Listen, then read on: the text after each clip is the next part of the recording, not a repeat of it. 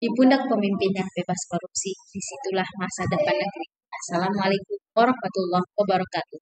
Dewan juri yang terhormat, kolagen dari tim afirmasi yang kami banggakan, serta para aktivis akademik, kreatif, dan konstitusi sekalian. Perkenalkan kami dari tim Muhtar, Sumat Maja, dan saya Hanifia Naila Haris, selaku pembicara pertama yang akan menduduki mosi perdebatan dalam ranah akademis, konseptual, serta akan menyampaikan konklusi.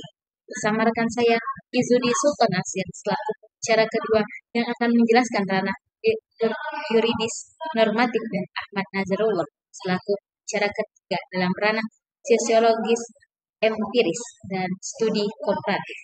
Dewan juri yang terhormat, untuk pertama kalinya kami menyatakan secara tegas, lugas, dan jelas bahwa kami menolak mosi perdebatan kali ini, yaitu masa jabatan 9 tahun kepala desa. Jika dihubungkan dengan perpanjangan masa jabatan kepala desa selama 9 tahun, dengan konsep negara hukum dan prinsip demokrasi, di mana Undang-Undang Nomor 6 Tahun 2014 tentang desa memberikan dasar-dasar terkait tata kelola dalam daerah, termasuk dalam hal ini adalah yang berhubungan dengan masa jabatan kepala desa, dan undang-undang tersebut telah diatur bahwa masa jabatan kepala desa selama 6 tahun. Akan tetapi, beberapa waktu belakang, Asosiasi Kepala Desa seluruh Indonesia menuntut agar masa jabatan kepala desa ditambah menjadi 9 tahun dalam satu periode. Hal tersebut tidak selaras dengan konsep negara hukum dan prinsip demokrasi, dikarenakan dalam dua konsep tersebut menyatakan bahwa suatu jabatan haruslah dibatasi dan tidak boleh lama, menghindari kesewenang-wenangan dan penyalahgunaan kekuasaan. Dewan juri yang terhormat, saya selaku pembicara pertama yang akan menyampaikan dalam ranah pemerintahan. Untuk kedua kalinya kami menyatakan bahwa kami sangat tidak menyepakati mosi perdebatan kali ini, karena wacana perpanjang masa jabatan kepala desa dari 6 tahun menjadi 9 tahun patut ditolak oleh DPR dan pemerintah. Selain bernuansa politis dan dukungan menuju kontensi pemilu 2024, usulan tersebut sama sekali tidak ada relevan dengan urgensi kebutuhan pembenahan desa pada saat ini. Menurut Indonesia Corruption Watch menilai usulan tersebut jika diakomodasi justru akan menyebabkan dua masalah mendasar, yaitu yang pertama, perpanjang masa jabatan kepala desa akan membuat iklim demokrasi dan pemerintah desa menjadi tidak sehat dan bahkan dapat mengorganisasi di desa. Selain itu, transparansi dan akuntabilitas pengelola keuangan dan bangunan oleh pemerintah desa disinyalirkan kerap melatar belakangi praktik korupsi di sana. Yang kedua, perpanjang masa jabatan kepala desa tidak sejalan dengan semangat Republika 1998 dan amandemen 1945 yang menekankan limitasi terhadap kekuasaan cabang eksekutif. Selanjutnya akan dielaborasi oleh bicara 2 dan 3 kami. Sekian, terima kasih. Ex dura set ita scripta, hukum adalah keras tetapi harus ditegakkan.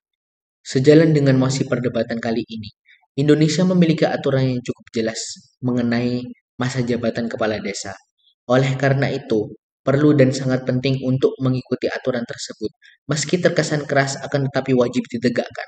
Assalamualaikum warahmatullahi wabarakatuh. Dewan juri yang terhormat lagi terpelajar, serta insan juris yang berbahagia. Perkenalkan, saya Izudin Sultan Nasir selaku pembicara kedua dari tim Mukhtar Kusuma Atmaja, dengan standing position kontra yang akan melanjutkan bangunan argumentasi kami dalam ranah yuridis normatif, yang telah dibuka dengan sangat baik oleh pembicara pertama kami. Dewan juri yang terhormat, saya kembali menegaskan bahwa kami tidak menyepakati mosi perdebatan pada kali ini, sebagaimana urgensi yang telah dipaparkan oleh pembicara pertama, yaitu perpanjangan masa jabatan kepala desa akan membuat iklim demokrasi dan pemerintah desa menjadi tidak sehat dan bahkan dapat menyuburkan oligarki di desa. Dan hal ini pun tidak sesuai dengan gondong kita Pancasila, yaitu sila keempat. Selaras dengan ini, Fahri Hamzah selaku Ketua Umum Partai Gelora menyatakan jika dianalisa desa itu adalah pusat kaderisasi pemimpin, maka hal ini dapat menjadi salah satu penyebab rusaknya demokrasi di Indonesia. Maka daripada itu, Dewan Juri yang terhormat, jika kita berpatokan pada UU nomor 6 tahun 2014, terutama ayat 1, yang menyatakan kepala desa memegang jabatan selama 6 tahun terhitung sejak tanggal pelantikan. Hukum pada dasarnya harus dipenuhi, karena adanya hukum memang harus dipatuhi. Oleh karena itu, adanya UU nomor 6 2014 sebagai hukum positif memang harus benar-benar dipatuhi. Dewan Juri yang terhormat, perpanjangan masa jabatan kepala desa tidak sejalan dengan SEM Reformasi tahun 1998 dan amandemen UUD 45 yang menekankan limitasi terhadap kekuasaan di cabang eksekutif. Salah satunya dengan memberikan batasan jelas terhadap periode maupun lama jabatan. Upaya untuk memperpanjang masa jabatan kepala desa jelas bertentangan dengan semangat konstitusional tersebut. Dewan Juri yang terhormat, respon positif atas usulan perpanjang masa jabatan kepala desa akan membawa presentase yang buruk dan patut dicurigai. Ini adalah salah satu pintu masuk perpanjangan masa jabatan presiden, kepala desa, dan anggota legislatif. Jika usulan tersebut diakomodasi, bukan tidak mungkin selanjutnya masa jabatan elected officials yang lain seperti presiden, bupati, dan gubernur juga bisa diwacanakan untuk diperpanjang. Dewan Juri yang terhormat, perlu kita ketahui, dengan masa jabatan kepala desa 6 tahun saja, terdapat banyak sekali permasalahan yang timbul dalam sebuah desa. Korupsi salah satunya. Adapun penolakan kami terhadap mosi ini juga didasari oleh beberapa pendapat ahli. Salah satunya yaitu dari dosen sosial politik Universitas Negeri Jakarta, Bapak Ubedillah Badrun, berpendapat jika masa jabatan kepala desa diperpanjang bakal menimbulkan kerugian lantaran tidak ada regenerasi kepemimpinan. Beliau menilai 6 tahun adalah waktu yang sangat cukup untuk melaksanakan program-program desa. Terlalu lama seorang menjabat sebagai kepala desa menutup kemungkinan orang lain untuk mengambil peluang yang sama. Bagaimanapun hak setiap warga negara untuk diperlakukan secara sederajat perlu memperoleh perlindungan.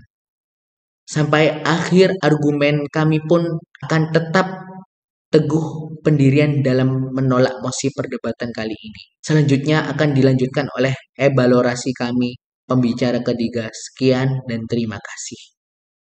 Berpolitik jadi sebuah pilihan yang mesti dipertimbangkan bagi siapapun yang menghendaki perubahan.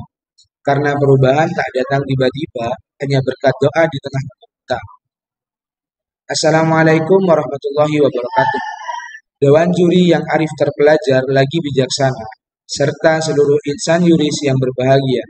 Perkenalkan, saya Ahmad Nazarullah sebagai pembicara ketiga dari tim Peftar Kusuma Atmaja yang akan menjelaskan dalam ranah sosiologis, empiris, dan studi komparatif dengan standing position kontra. Dengan tegas, lugas, dan jelas, tidak menyepakati mosi perdebatan kali ini, yakni jabatan kepala desa 9 tahun. Dewan Juri yang terhormat, sekali lagi saya menegaskan bahwasanya kami tidak sepakat jika kepala desa menjabat 9 tahun, sebagaimana yang telah dijelaskan dengan apik oleh pembicara pertama maupun pembicara kedua kami. Unjuk rasa yang terjadi di Gedung Parlemen Senayan pada Selasa 17 Januari 2023. Para kepala desa menuntut perpanjangan masa jabatan dari 6 tahun menjadi 9 tahun.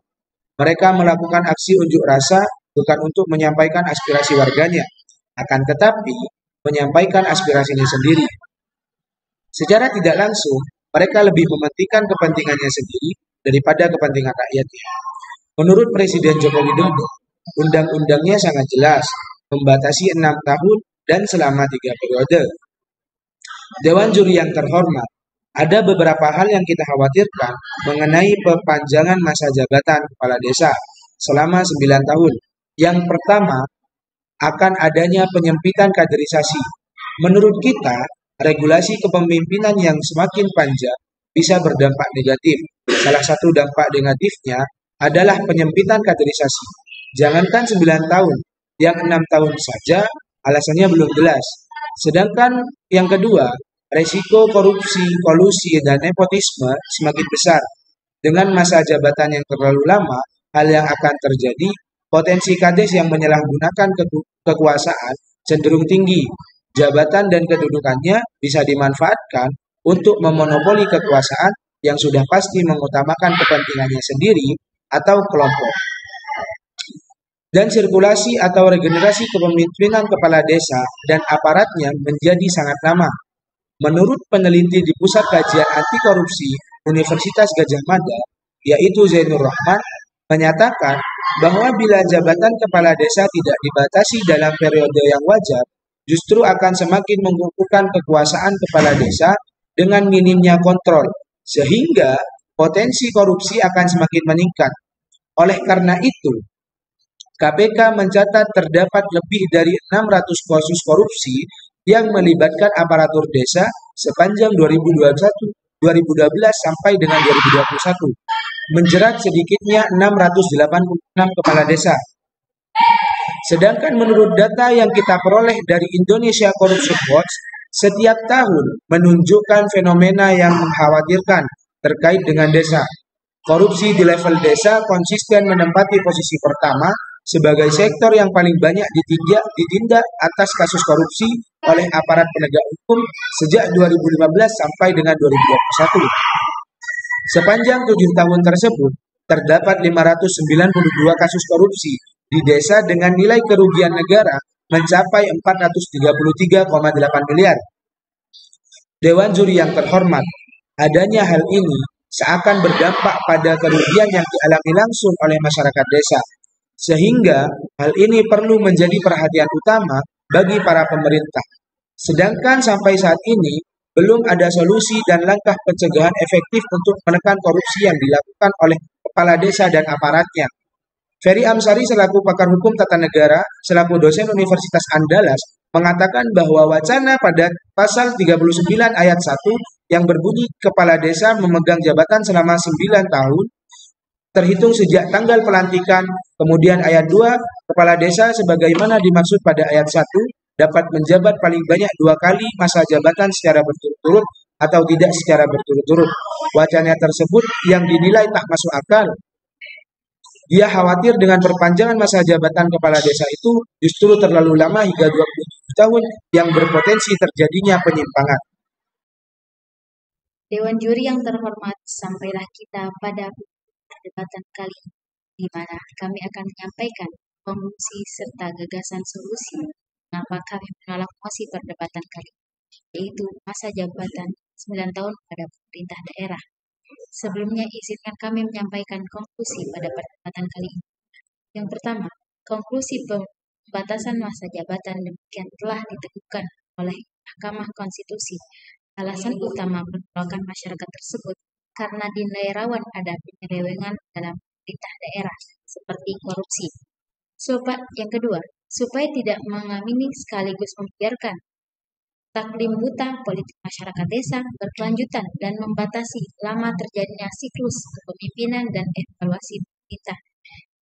Terlebih, narasi perpanjang masa jabatan ini bukan kali pertama. Pada 2022 silam, DPP Abdesi yang dipimpin oleh Surya Wijaya mendeklarasikan dukungan untuk Presiden Joko Widodo menjabat selama 3 periode. Poin di atas bukan tanpa dasar. Gejala menyelewengkan kekuasaan pertahanan kerap dimunculkan oleh sejumlah kelompok. Adapun solusi dan langkah pencegahan efektif untuk menekan korupsi di desa karena korupsi di level desa konsisten menempati peringkat pertama. Dan kerugian yang karena korupsi tersebut mencapai 433,8 miliar. Adapun mekanisme yang kami tawarkan yaitu pertama, bangun program ketika dalam masa riset yang berlangsung, stabilitas politik desa dapat dibangun dalam kesadaran utuh. Ini tentu lebih baik daripada memperpanjang jabatan kades. Tidak ada kepastian jabatan yang lama dapat memperbaiki stabilitas positif. Yang kedua, solusi atas persoalan ini adalah membenahkan pada sektor pilkades yang diketahui transformasi dan rental jual beli suara serta konflik. Sekian, terima kasih.